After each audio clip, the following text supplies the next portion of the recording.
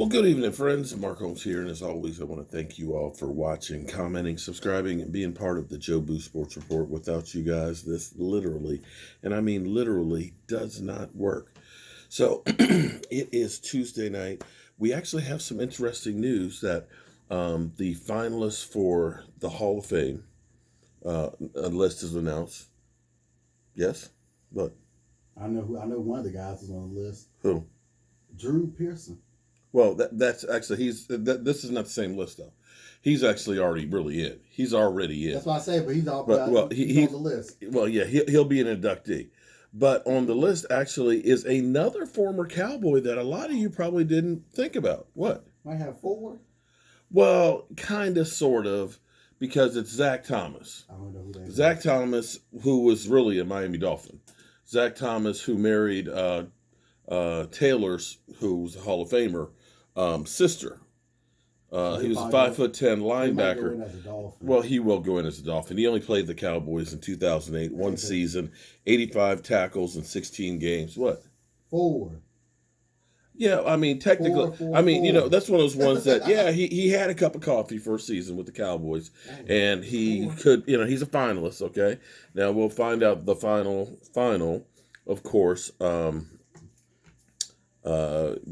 the night before the Super Bowl. For me, I'm hoping that we're in a totally different place in 6 months or so from now. We got cheated out of the opportunity to go to the Hall of Fame. What? What are you shaking your head for? We have 3 going in for the first time. Well, I understand, and that's what I'm saying. I'm hoping that we'll be in a different place because we have potentially 3 and we'll say a 10th players that would be going into the Hall of Fame that were Dallas Cowboys. And that would be an incredible experience to be able to go through and do. But at the present rate, I don't see that happening.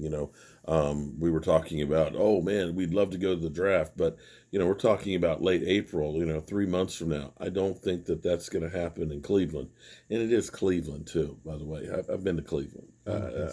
Cleveland is known as the mistake by the lake, so there's that. Good luck to you, Zach Thomas. Like I said, he did play football for the Cowboys one season, 2008, and he was an incredible player because he was one of those guys. He was only 5'10", and of course they always told him, "You're too short to be a linebacker" and stuff. But the guy played with viciousness. He was a beast out there. I wish that Jalen Smith played like him, and unlike Jalen Smith, he didn't spend so much of his energy celebrating. But anyway, I want to deal with the elephant that's in the room, and it's almost like they just don't talk about it. Mike McCarthy, after the loss against the Giants, was asked about Mike Nolan. He proceeded to say, well, we'll have our exit interviews on, Monday and Tuesday. He had 37 up yesterday. I don't know how many he had today. He said, we'll be talking to the coaches and stuff. We'll sit down with Jerry and we'll make our decisions because I don't think the decision is his. Like I said, I think they're going to Jason Garrettize him, whereas they're going to start taking back more of the controls of the team. Last year, it seemed like they said, we got Mike McCarthy, we're good. It's turnkey. Let him pick the guys that he wants to go. Let him shop for the groceries and everything else. We'll let him do what he wants to do because we got a guy that's won the Super Bowl now. And I think after the experience of this past year and seeing what's going on with Mike Nolan, that they're going to rein back control, which is why you never heard Mike McCarthy talk about his buddy and say, oh yeah, he's coming back. And now you've got Jerry Jones not saying a word. And I dare say the silence is deafening. I think they're definitely going to make a move. Although I will say the longer it takes, the more of a chance he'll be back. But just from the pure numbers, the things that drive you crazy on the defense is that 473. 473. And I'm not going to put all that on Mike Nolan. But when you give up in 60 years, because this was our 60-year anniversary, the most points by 36 points that you've ever given up, in comparison to a team that last year you said, we need to go in a different direction because we gave up 361. You give up 112 more points. You have to start questioning everybody and everything. And I think the question is, can we do any worse bringing somebody else in than what we've already done?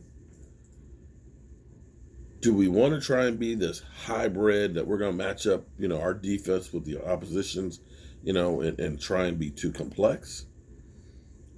Are you going to change philosophy and need to change players? Because here's the deal right here. We got 10 draft picks. That's going to be heavily defense. And you want to make damn sure that the person who's going to be here on the defense is a guy that's going to be here for a couple of years, because you're going to draft. If you bring back and say, we'll bring back Mike Nolan for one more year and we're going to change up defense, and you start drafting personnel to fit that defense, now you're kind of locked into that mode. So you want to make sure that you've got the defensive guy that has the vision of the defense that you want, so that way you can fit the players to what that person does. You're not going to have opportunities where you have this many draft picks again, especially since, we're the 10th pick in the draft. So let me pull it up. Hold it.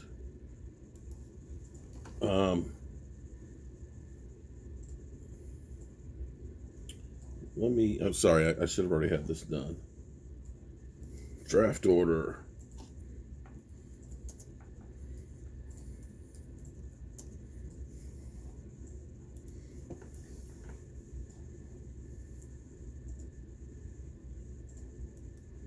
I think I saw this the other day.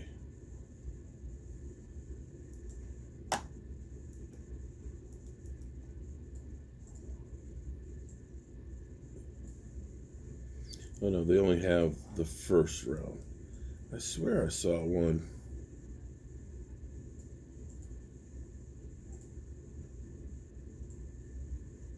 I can't find it. Let me see. Let me try one more real quick. Bear with me. This is what you get with broke-ass media.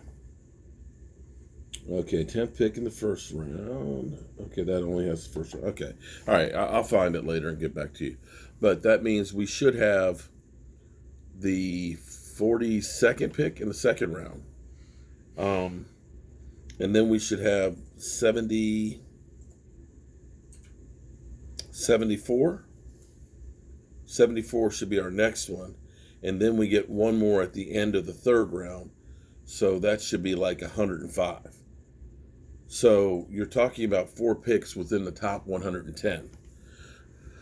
You need to focus on defense, and you need to figure out what kind of guys go with you on that defense, or else, you're just basically screwing the next person that's to come in and possibly getting some guys that won't fit your system. And I think that's part of the problem of where we are right now. We have a lot of young guys that, we didn't originally think we were going to be playing a lot of young guys. We thought that Clinton Ha-Ha-Dix and Emerson Griffin and Daryl Worley and Dontari Poe and who did I miss? Gerald McCoy. We thought those guys were going to be playing a lot of time, but it turned out none of those guys made it through the season. And he ended up having, Diggs there and Thompson and Darian Thompson and Gallimore and those guys playing, who came on and did some good things for you.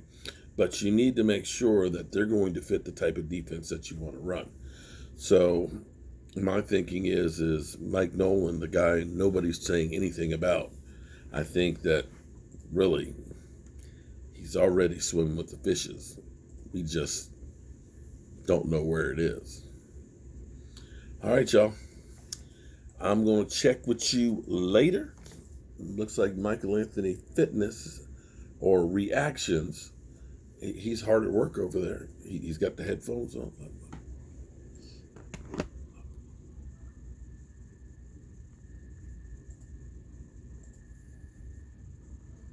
See, he edits his stuff.